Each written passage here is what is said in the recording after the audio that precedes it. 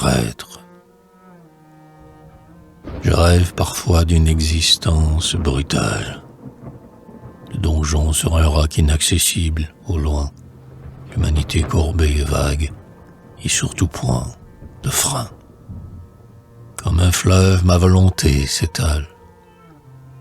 Je ne suis vraiment sous la couronne comtale qu'un être violent, dépourvu de tout soin, autre que le pillage et l'orgie, et j'ai moins d'âme que mon épervier. Nul décrétal ne contraignit jamais mon désir et je vais, triomphant, au trop lourd de mon cheval de guerre, écrasant sans le voir tout ce qui grouille à terre. Prêtre, soudeur, vilain, je vais le cœur en paix et trempant pour le teindre aux couleurs de ma gloire, parmi le sang versé mon étendard de moire.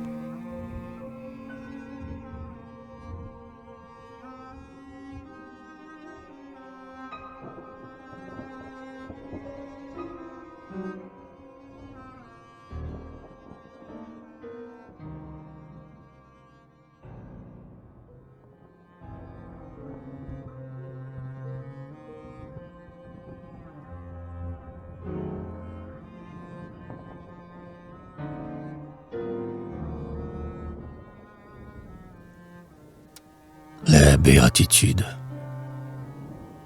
Bienheureux ceux qui vont casser vermoulu, s'appuyer souriant au mur du cimetière, sachant qu'ils sont vivants, tous ceux qui ne sont plus. Certains d'être attendus par eux dans la lumière, des paradis prochains dont les portes flamboient. Bienheureux ceux qui croient. Bienheureux ceux qui sont assis cœur contre cœur, la nuit sur les seuils noirs ou les vieux bancs de pierre, dans le parfum des lys et de la vigne en fleurs, partageant simplement l'ivresse de la terre, alors que la blancheur des vergers fous essaime. Bienheureux ceux qui s'aiment. Bienheureux les naïfs et bienheureux les fous, dont les trésors sont faits d'un or impondérable. Caresse de leur chien, cri d'un oiseau, le doux murmure qu'ont le soir les branches des érables au souffle languissant du vent qui les soulève. Bienheureux ceux qui rêvent, et bienheureux aussi les tendres dont les yeux sont humides quand un violon bégaie sous l'archet d'un aveugle, ou que vibre amoureux le contralto d'un merle à travers la futaie, quand parmi les joncs bleus des clartés d'astres meurent. Bienheureux ceux qui pleurent.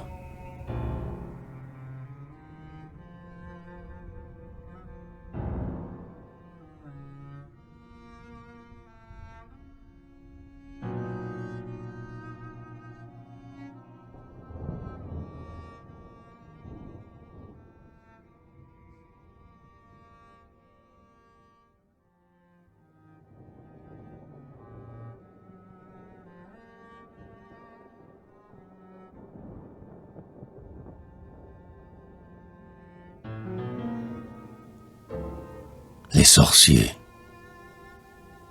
On trouve chez nous dans les cuisines obscures des sorciers très savants qui barrent les brûlures. Ils jettent le mal au fond de la mer, ou bien sur un vieil arbre sec et qui ne risque rien. Ils ont des gestes lents au-dessus des chairs vives.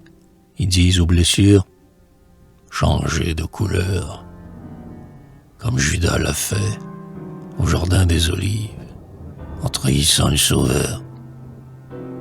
Ils savent qu'on entend pousser des cris au diable, en se penchant à la margelle des vieux puits, quand le village dort et que teinte minuit, et que l'enfer est là, sous la couche de sable. Ils indiquent encore où se tient le sabbat, dans tel endroit du bois, à côté des carrières. Ils sont prêts à montrer qui use la bruyère, la trace de la ronde et l'empreinte des pas. Les pieds dans l'âtre doux, auprès du lard qu'on fume, ils lisent l'almanach du messager boiteux et débrouillent très bien, par les feuillets crasseux, le sens mystérieux des phases de la lune.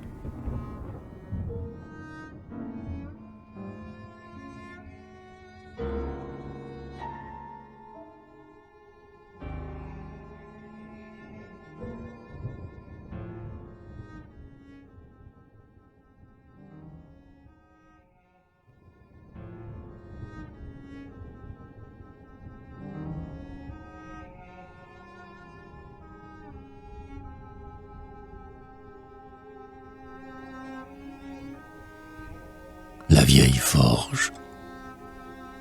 Sur le long canal s'endormant, les feuilles roses sont tombées, et sous leur nappe mollement, comme dans un songe absorbé, l'eau qu'un brouillard d'automne farde en sinueux moussarde.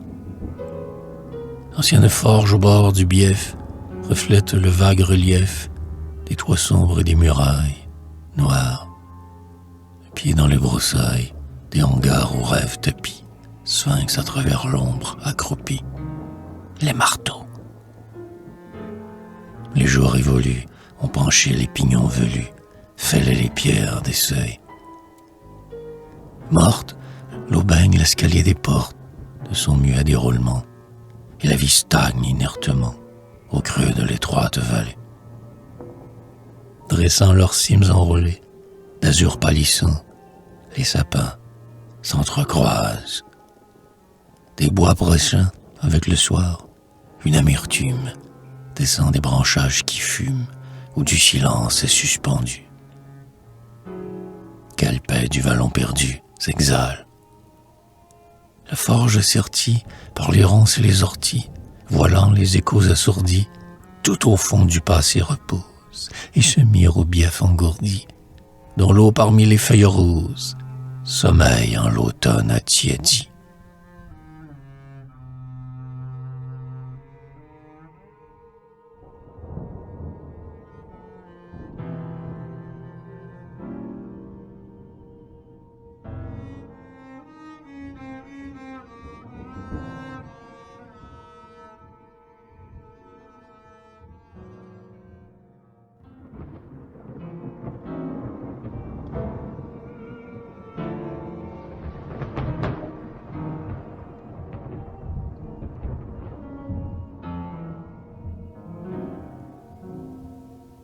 L'aube paisible, l'harmonieux silenciaire au fouillis des branches, et dans l'immense paix de matin du dimanche, calme extatiquement, rien qu'un envol de cloches au fond du firmament.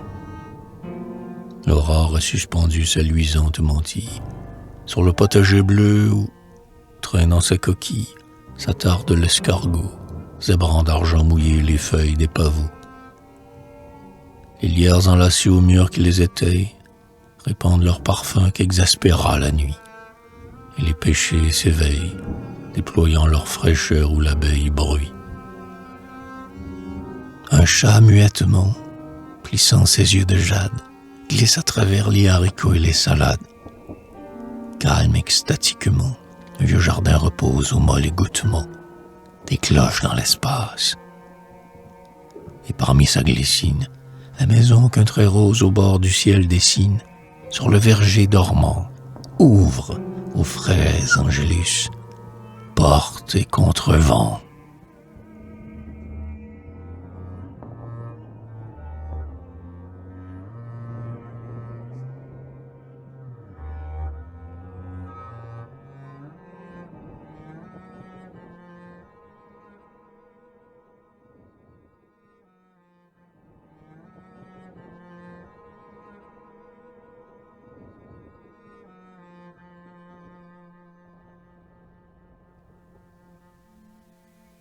La cuisine. Voici l'âtre tiède où s'essayent la mère grand et la servante. Voici le chanvre que l'on taille au jour d'automne quand il vente, et que les jardins sont déserts, dont les choux tout mouillés pourrissent. Voici que s'installe l'hiver au foyer où les grillons crissent. Soutenant le blason lorrain, deux amours que la flamme traque, avec les landiers porte-tremplants, tout nus, gambades sur l'attaque. Et comme en un soyeux écran, par moments fleuri s'érisse, debout le chardon purpurant qu'étreint la ducale de vis. L'horloge breloque en sa gaine, bat comme un cœur à coups profonds.